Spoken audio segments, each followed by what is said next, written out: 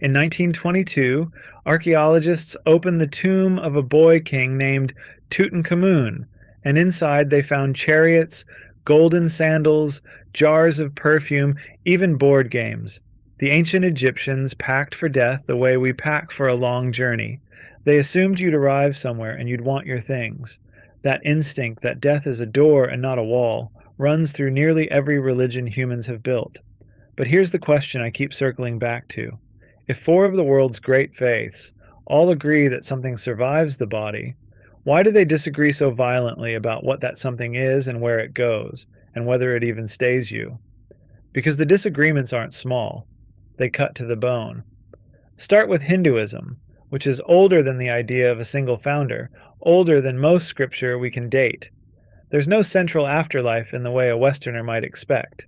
Instead, there's samsara, the wheel of rebirth, and the engine that turns it is karma. Your actions in this life shape the circumstances of the next. Do well, and you rise. Do badly, and you fall. Maybe into a lower birth, maybe into suffering. The Bhagavad Gita compares it to changing clothes. The soul sheds a worn-out body and puts on a new one, the way you'd drop a torn shirt and reach for another. But notice what that means. The goal of Hindu life is not to reach a good afterlife. The goal is to stop being reborn at all, to escape the wheel entirely. That release is called moksha, and it's the soul, the Atman, dissolving back into the Absolute, into Brahman. Like a drop of water rejoining the sea. Sit with how strange that is, compared to the Egyptian boy king. The Egyptians wanted to keep everything.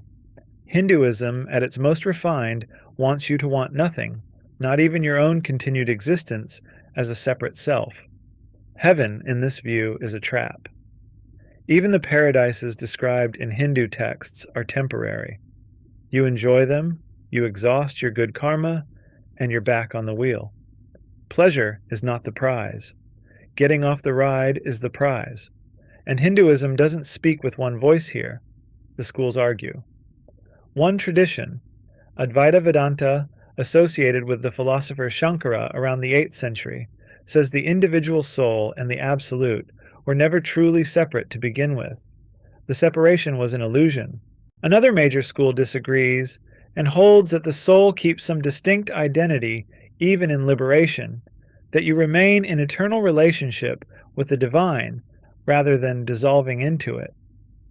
So even the question, do I survive, gets a different answer depending on which Hindu you ask. Scholars still debate which reading is older. Buddhism grew out of that same Indian soil, kept the wheel of rebirth, kept karma, and then pulled out a single thread that unraveled the whole garment. The Buddha looked at the Hindu idea of an eternal soul passing from body to body and said, in effect, there is no such soul. This is the teaching of anatta, no self.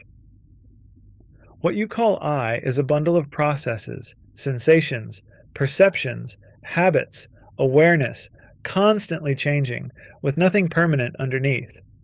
So here's the puzzle that's tied Buddhist thinkers in knots for 2,000 years.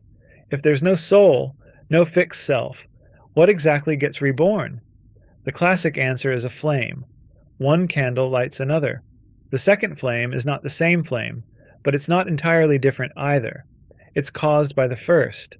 So rebirth in Buddhism is more like a continuation of cause and effect than the journey of a little passenger from one life to the next. The thing that ends up in your next life is not you. And it's not someone else. This is the kind of idea that sounds like a riddle and is meant to. The goal here is nirvana, the blowing out of the flame, the end of craving that keeps the whole thing burning. And Buddhism splits on what nirvana even means. In the older Theravada tradition, dominant in Sri Lanka and Thailand, the path is largely your own to walk, and the ideal is the arhat, the one who reaches liberation.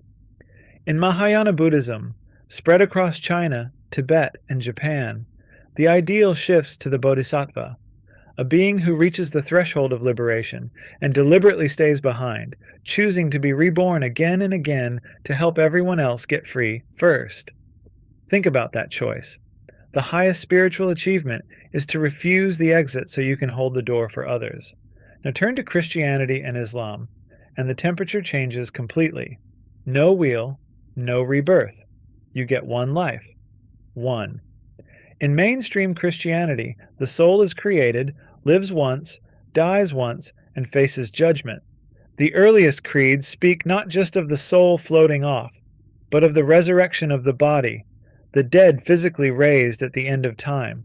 Heaven and hell are the destinations. And right here inside Christianity, you find one of the deepest fault lines in all of religion. And most people never notice it. What gets you saved? Faith or what you do? The letter of James says plainly that faith without works is dead. But Paul, writing to the Romans, insists a person is justified by faith apart from works of the law. For centuries, the Catholic Church taught that both grace and good works matter. Then in 1517, a German monk named Martin Luther nailed a list of grievances to a church door in Wittenberg, and the argument exploded into the Protestant Reformation. Luther's rallying cry was sola fide, faith alone. Salvation is a gift, he said, not a wage you earn. Catholics and Protestants were, in some cases, willing to go to war over this. The same Bible, the same Jesus, and a split over the single most important question a person can ask: how do I not go to hell? That is not something a quick search flattens cleanly. The texts themselves pull in different directions, and honest readers have admitted it for 500 years. Christianity also invented, or at least elaborated, a third place: purgatory, a way station where souls are purified before entering heaven. Catholics hold to it. Most Protestants reject it outright, saying Scripture never clearly teaches it. Eastern Orthodox Christians have their own fuzzier view. 3 branches of one faith, 3 different maps of what happens between your death and your final destination. Islam shares Christianity's basic architecture, and that surprises people. One life, bodily resurrection, a day of judgment, heaven and hell. The Quran describes paradise, Jenna, as gardens beneath which rivers flow, a place of gardens and rest. It describes the day of judgment in vivid, thunderous detail, the scales where every deed is weighed, the bridge that the soul must cross. But Islam threads the needle on faith versus works differently than Christianity. In the common Sunni understanding, salvation rests on God's mercy above all, yet your deeds genuinely count, recorded by angels, set on the scale. Faith and action are not rivals here the way they became for Luther. They're 2 parts of one submission. That word, submission, is what Islam literally means. And Islam has its own internal divide, Sunni and Shia, though on the broad shape of the afterlife they mostly agree. The split runs deeper through questions of authority and leadership than through the geography of heaven. Where you do find rich disagreement is over the barzakh, the state between death and resurrection, a kind of waiting in the grave. Theologians have argued for centuries about what the soul experiences there. Conscious? Asleep? Aware of the living? The sources don't fully settle it, and serious scholars say so. So here we are, 4 faiths, and look at the shape of the disagreement. It isn't really about whether there's an afterlife. They all say yes. It's about a single buried question. Do you, the specific person reading this, the one with your memories and your name, do you keep existing? Christianity and Islam say emphatically yes. You, recognizably you, raised up, judged, and sent on. Hold on to your name, you'll need it. Buddhism says the question is the mistake. There is no fixed you to preserve, and clinging to one is precisely what keeps you suffering. Let the name go. And Hinduism sits between them, depending on which school you trust, telling you either that you merge into something vast and lose your edges, or that you keep just enough self to stand in the presence of God forever.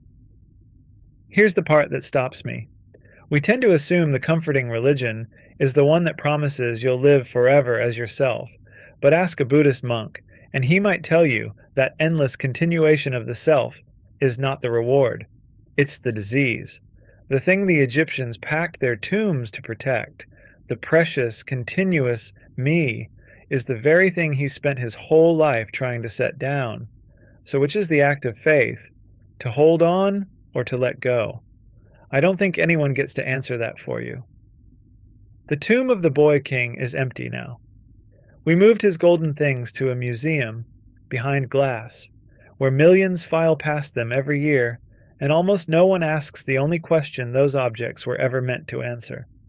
What did he think he was bringing?